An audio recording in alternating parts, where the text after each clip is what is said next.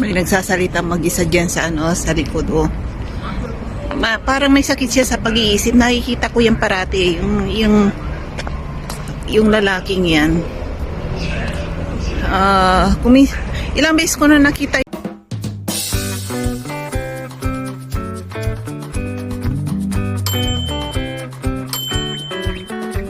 Ayan, magandang araw ngayon. Medyo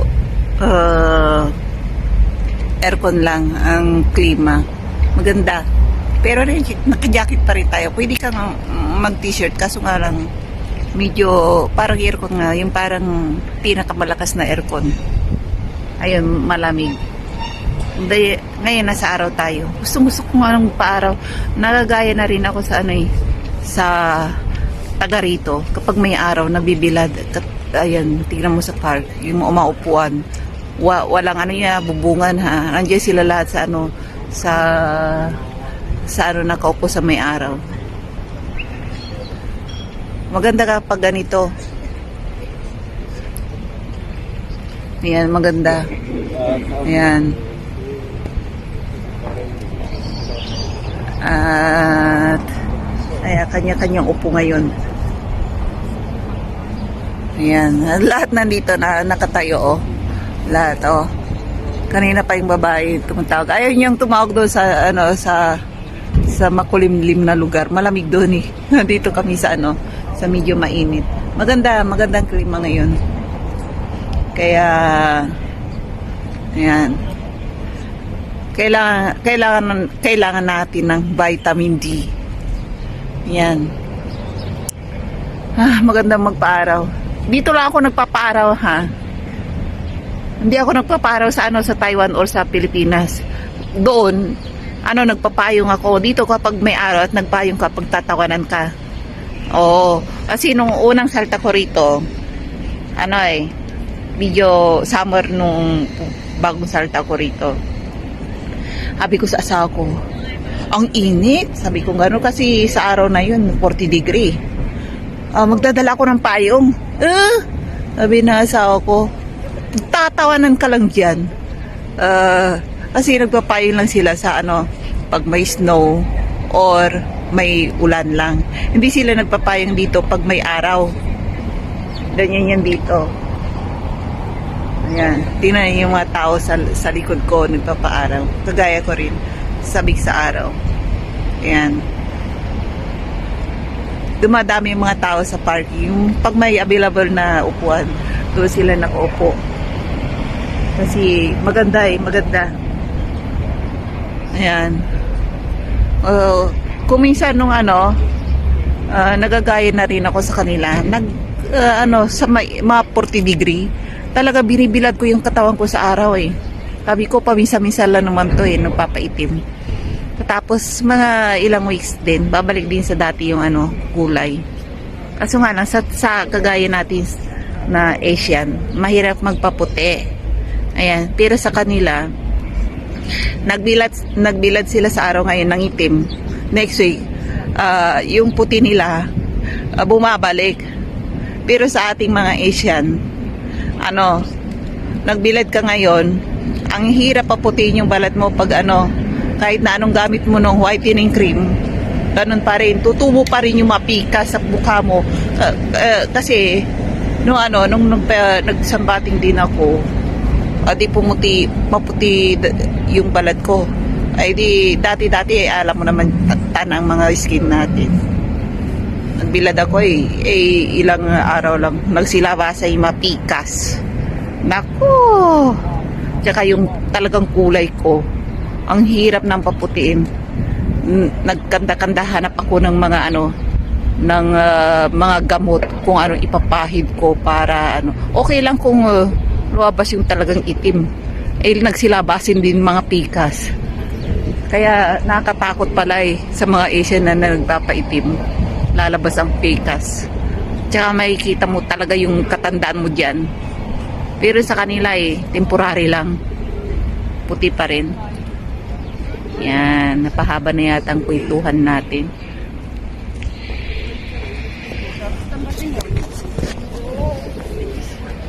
Yan. Kahit na mga matatanda nagpapaano, Nagpapaara. Maganda, kanina pa ako rito eh. Ayan.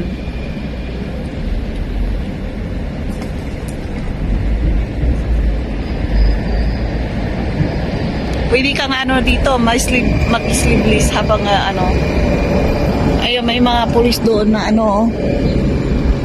nakapark. Binabantayan nila yung park minsan, yung mga pulis dito.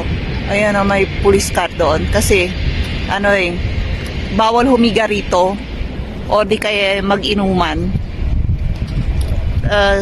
Kasi yung ibang manginginom, alam nyo ba yung talagang matatandang local dito? Ang ginagawa nila, yung alak, para hindi halata, yung mga homeless, kasi dito sila nagiinuman sa park.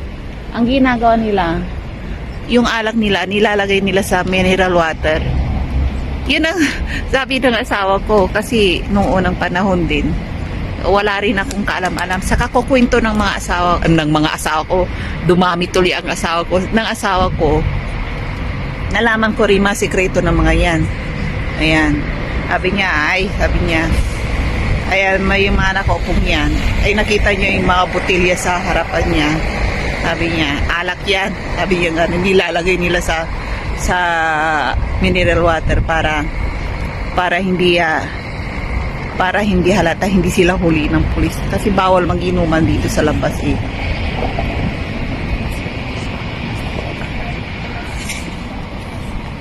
Yan. Doon sana ako uupo. Kaso nga lang mas gusto ko rito.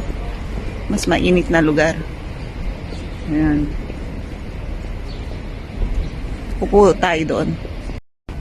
Ayan, nakaupo na ako ngayon. Ayan o. Mga kasama kong kagaya ko rin na nakaupo. Ayan, nandiyan pa rin yung mga pulis. Ayan, tayo? Para nakikipagpintuhan. Hindi ko alam. Kasi, minsan, may nakita silang nakahiga rito. Bawal humiga talaga rito. Umupo lang, magkwentuhan. Pero yung matulog dito, bawal. Pinagbabawal din la rito.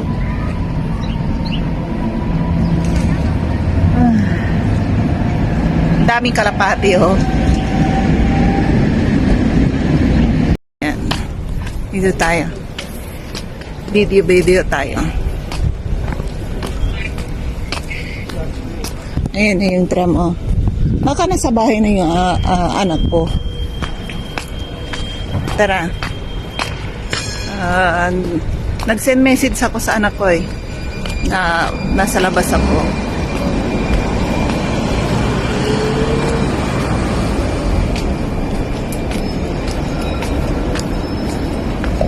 Swerte ng mga bata rito na mga pumapasok. Kasi half day lang. 4 or 5 hours lang ang pasok nila. Hindi kagaya sa Asia. Kawawa yung mga bata. Isang araw ba naman na nasa school. Ang init pa ng classroom. Tapos sa hapon, nakakaantok pa. Kaya kawawa yung mga bata. Ba't inilagayahin yung pamumuhay sa school ng kagaya European at saka American na kalahating araw lang. Kung minsan nasa school ka sa Asia, kahit na sabihin mo 8 to 5 ka pumasok, pag uwi mo rin wala ka rin matututunan. Ayan, bagsak rin sa klase. Tingnan yung mga European, puro active. Tsaka hindi mahiyain. Ayun. Kahit na sabihin mo, ipasok ka pa ng magulang mo, kahit na hanggang alas 10 ng gabi, pag-aaral, wala rin natututo. Hindi ka rin natututo. Kasi sa pagod ba naman sa isang araw, kawawa. Dito, ilang oras lang, ayun, magkakagraduate na sila. 5 hours, katapos ng tanghalian nila sa school, alas 11. Yung nakita ko ngayon, alas 11 pa nga lang, may mga student na umuwi na ng bahay, nagmamadaling umuwi. Siguro, naghihintay yung mga Roblox sa bahay. Kaya swerte ng mga student dito. Kung may pira kayo dito, nyo ipasok yung mga anak nyo sa Euro. Kalahating araw lang. Kaya karamihan dito sa mga tao, pag mga binatili na, nakagraduate,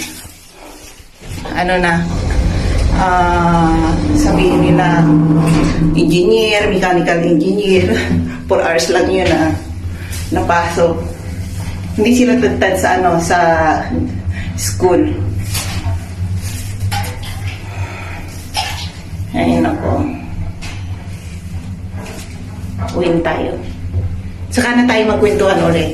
Kukwento ko lahat ng mga pag-ugali ng mga tao rito, culture nila, kung anong mga ugali nila, madalaman niya sa akin. Ayan, kinasukulit yung isang groceryhan. Dinilan ko kung saan ang medyo mura.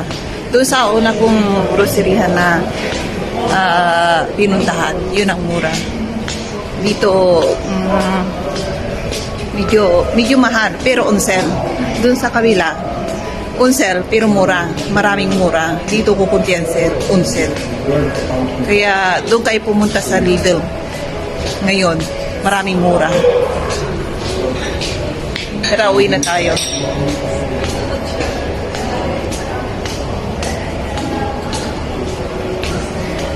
At may pa ako kahapon, hindi ko naubos na sinigang soup. Yan, ubusin ko ngayon yun with rice. Gugutom na ako. 2 beses na akong lumabas kanina umaga. Pangalawa ngayon. Kailangan ko maglakad-lakad para ma-exercise ako at alalaki kaya ng bilbil ko na sa kakaupo. Kailangan mag-concentrate ako sa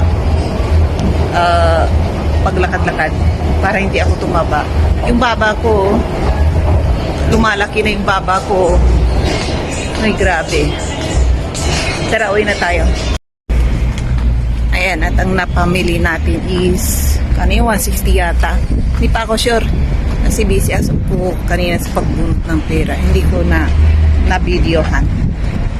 Kaya ngayon, uwi na tayo. Baka nasa bahay na yung anak ko. Kaya, hurry to go home na. Tara. Doon tayo magkwentuhan sa bahay natin. Doon sa kusina ko. Ayan, umuwi na tayo. Magkano yung nagastos ko, nakalimutan ko. 100 something yata. Umili ako ng 1.5 kilong baboy. Ipo-pork chop ko ulit. Halos araw-araw ganitong ulam. Ayan. Wala kasing mga isda dito eh. Bumili ka man ng isda, matabang. Matabang yung laman ng isda rito eh. Kasi ang tagal na sa tagal na sa refrigerator. Tsaka frozen. Ayun, matabang na. Kahit na anong iluto ang gawin mo doon sa sa mga isda. Kasi matagal na nga sa refrigerator. Frozen. Matabang. Ayan, uwi na tayo. Pumili ako ng bigas. Yung binibili ko mga bigas dito, tag-1 kilo. Ayaw ko na maramihan. Nag-iisa lang naman akong kakain ng bigas. Rice. Sometimes yung mga anak ko tuloy. Yung anak ko. Sometimes lang sila, ha. Yung binibigay ko sa kanila minsan is yung potato. Yun ang paborito nila, yung nilagang patatas na may pork chop. Ayan. O di kay dumplings or mashed potato. Yun ang mga paborito nila.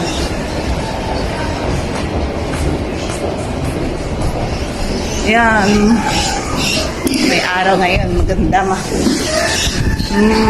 may aircon sa labas.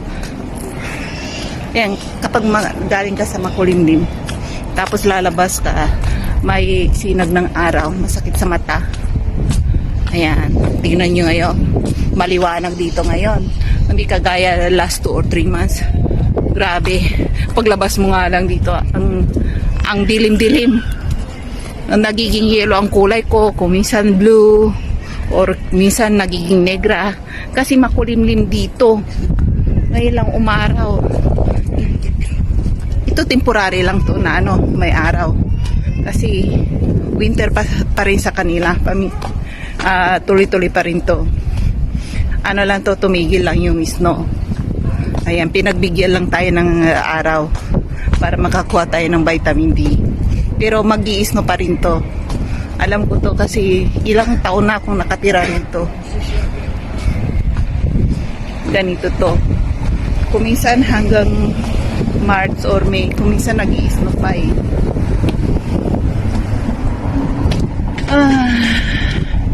Ayan. Maganda. Uwi na tayo. Nasa bahay yung anak ko.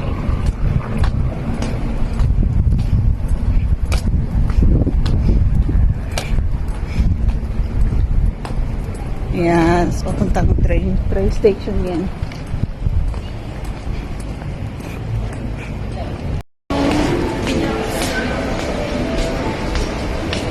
Ayan. Punta tayo sa bilihan ng mga pants ulit. Order natin sa akin ng mga pants. Dito tayo. Sa mga gustong umorder, ibigyan ko kayo ng discount.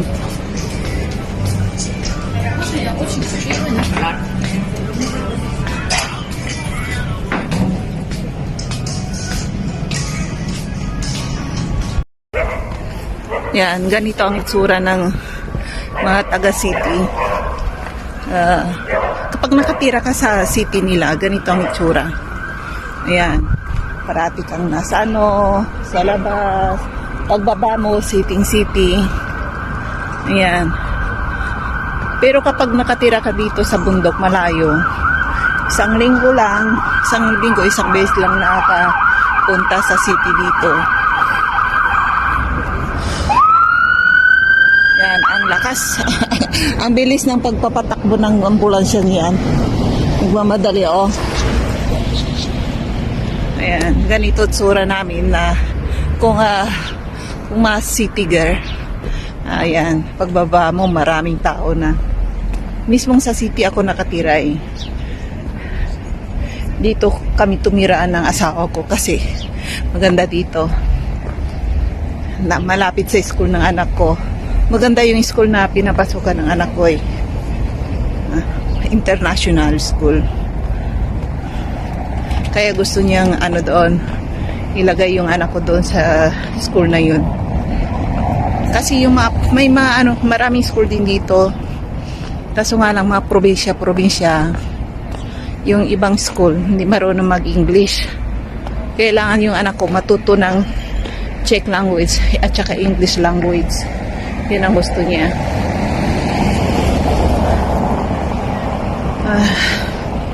Yan. Akyat dito tayo parang sa bundok. Ayan, manipis lang. Okay lang ang temperature ngayon.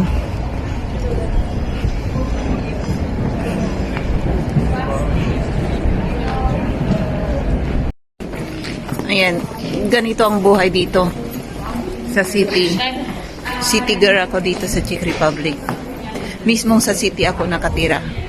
Kaya tanungin niyo ako kung sinong nababangkrap dito sa city na to araw-araw. Nakikita ko, kilala ko. Pero hindi ko kilala yung mga may-ari. Yung shop lang. Kung nagsarado, ayun, sabihin ko nagsarado. Katulad nito, nagsarado na. Ayan. Kung saan na pwedeng magrenta. Ayan. May mga available for rent dito. Maganda. Kaso nga lang, mahal ang renta dito. Ayan. At wala akong nabili sa doon sa kabilang mall. At bababa tayo. Doon tayo sa kabila. Maraming rito eh. Groceryhan. Pipili ka lang kung saan ang pinakamura. Ayaw ko magbitbit na mabigat na naglalakad. doon ako sa malapit sa bahay namin bumili. Pinasyalan ko lang yung isang mall. Kala mo kung may-ari, no? Pinasyalan lang. Yan. Parang exercise na rin. Ayan, ganito ang buhay ko. Buhay city girl. Yan. Nandito ako parati, araw-araw. Shopping, gala-gala, nagche-check ng mga tindahan. Ayan, kaya yung ibang tindahan dito parang kilala na ako eh. Ayan. Lalo yung mga security guard, parang nakikilala na rin nila ako kasi araw-araw nandito ako sa mall nila. Ayan. Kaya kung pupunta kayo rito, alam ko ang pasikot-sikot sa city dito. Kaya kung gusto niyo ako maging tour guide, walang problema, itutour guide ko kayo rito. Tutur ko kayo. Tapos sasabihin ko sa inyo kung saan pa ang murang hotel. Ayan. Ay, pwede rin kayo mag-arkila ng sasakyan. Ako ang magiging driver ninyo. Yan, pwede rin. Ipapasya ko kayo sa Czech Republic. Kaya nga lang, bayaran nyo ako. Kaya mag-arkila ng sasakyan. Ako ang magiging driver ninyo. Yan, dito tayo. Malapit na tayo doon sa ayun, may nag-uumpisa ng umupo dito sa restaurant dito. Dati walang umupo din kasi may snow. Ayaw mo po. Ngayon, medyo maligam-gam kasi fish manipis na ako ng jacket. Pwede na. Parang air condition lang. Yan. Ayan, may nakaupo na yan. May nakaupo na dyan. Sa likod ko. Dati puno-puno ng snow yan. Last month. Ngayon, wala na. Natunaw na. Nagsawa rin yung snow. Dati. Tuwing umalis ako, may talukbong yung bumbunan ko kasi napakalamig. Hindi ka makapag-jacket ng ganito lang. Kailangan ilang layer ng jacket, ilang makapal. Parang nababalutan ka ng kumot. Yung kumot na napakakapal. Ang bigat-bigat kaya. Nakatamad lumabas pag ganun marami kang isinusuot. Baba ka lang, ang dahil mong isusuot.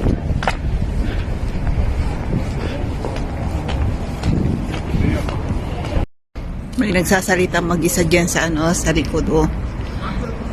Parang may sakit siya sa pag-iisip. Nakikita ko yan parati. Yung lalaking yan. Ilang beses ko na nakita yan na kuminsan nagsisigaw sa daan. Ayan. Kaya yung ibang turista rito natatakot. May sakit siya sa pag-iisip talaga. Ayan, dito tayo sa simbahan.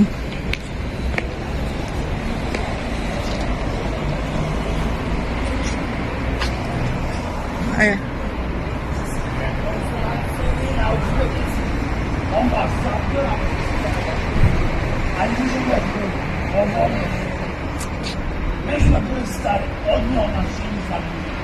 Ayan, nagsasalita mag-isa. May sakit siya sa pag-iisip. Kuminsan dun sa baba ng bahay namin, dumadaan yun dun. Nagsisigaw yan. Parang nagsasalita siya ng Roman Spanish. Pero taga-Czech siya. Ayun. Ay, pagdasal ko na nga lang. Ayan, uwi na tayo. At hindi ko na-videohan kung magkano yung nabili ko. Malit lang naman nagastos natin. Halagang 138. Ganyan lang araw-araw napapamili ko. Pero kapag kasama ko ang asawa ko, libo ang nagagastos namin. Kaya ayaw niya ayaw niyang sumama sa akin parati. Kumisan, isang 1,000, 1,500 hanggang 2,000. Yan naman nagagastos niya. Eh sabi niya, kaya binibigyan na lang niya ako ng pera para ako ang bumili. Yan, uwi na tayo. At yung makulit kong anak, kasama pa niya yung classmate niya. Baka mamaya nabasag na lahat yung mga bintana doon, baso. Ay nako, delikado. Ayan, nakakasilaw yung ilaw. Tara, uwi na tayo. Kita-kits tayo sa bahay. Ganito ang buhay ko.